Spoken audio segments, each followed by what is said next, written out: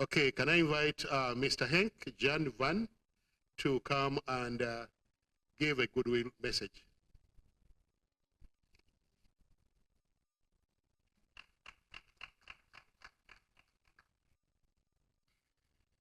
Honorable members of Parliament, distinguished ladies and gentlemen, just a few minutes ago, I was moved when I heard the sound of the national anthem of Uganda.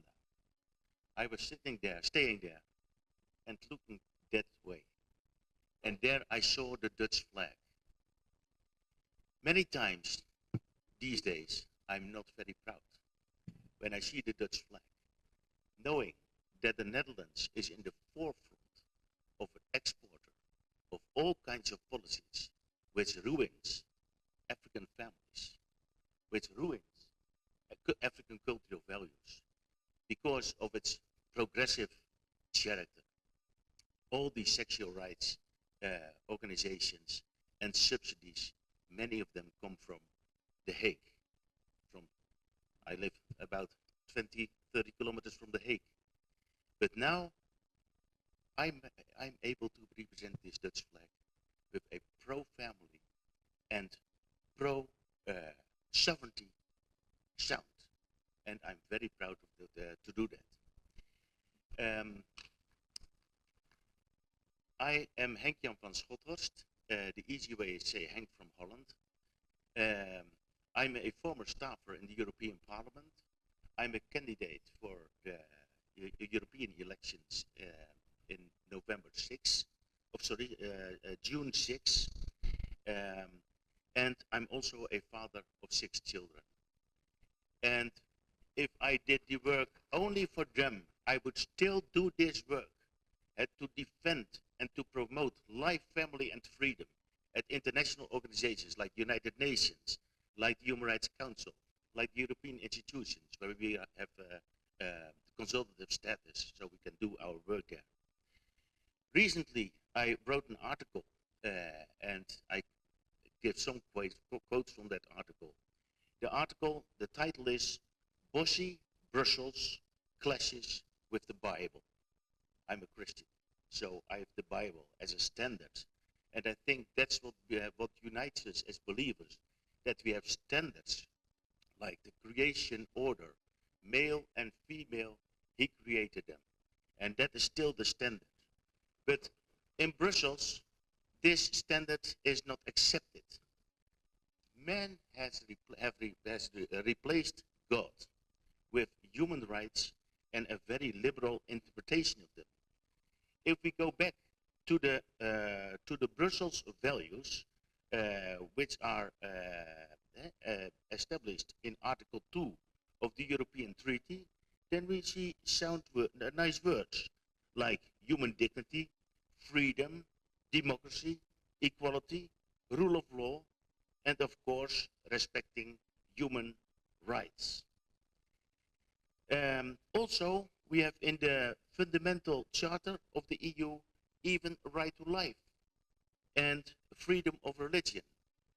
But, as I said, they are interpreted in a very liberal way. And that is the clashing reality.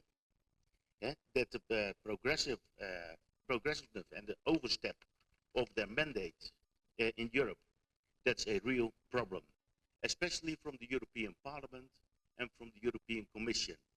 And sometimes the European Council can block it because there needs to be unanimity on several issues and policies. Some examples how Brussels is bossy in Europe. I mentioned just a few things. Brussels have created a parent certificate, and that parent certificate is as such that every country needs to accept the rules and laws around family, even including surrogacy, even including the most progressive ways of being a family, like 2 men and 2 women, or gays, or transgender, or whatever. they need to be accepted. So the most progressive legislation, that becomes the norm in the EU countries. Also, if countries don't accept gay marriage, they have to accept a couple coming from another country which are a gay marriage. Another thing, abortion as a human right. Can you imagine that if you defend right to life? And also how they mention women, how they define women, sometimes as persons with a womb. That's the reality in Europe. Then hate speech. Hate speech. If there is a Finnish member of parliament, Mrs. Päivi Räsänen, maybe you've heard of her. She has quoted the Bible on Romans 1, verse 24 till 27, when she said to her church, Lutheran church leadership, don't walk in the pride parade in Helsinki because your basic document, the Bible, says this about homosexuality. And now she is prosecuted now before the Supreme Court, and because she said that is hate speech. But the Supreme Court has still to decide on that.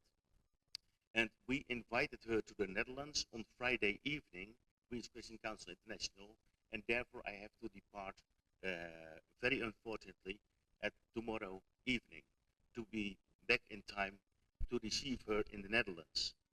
Then I could also say things about gender equality or the LGBT strategy, but I'm not going into that.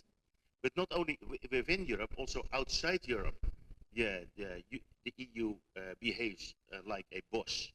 Eh? And I'm very curious to hear about the ACP EU agreement, why countries did not sign it and why countries did sign it. There are so many problematic issues in this treaty. They should be addressed before Brussels addresses you, that you become indeed another colony of Brussels, like Honorable Opendi just rightly said.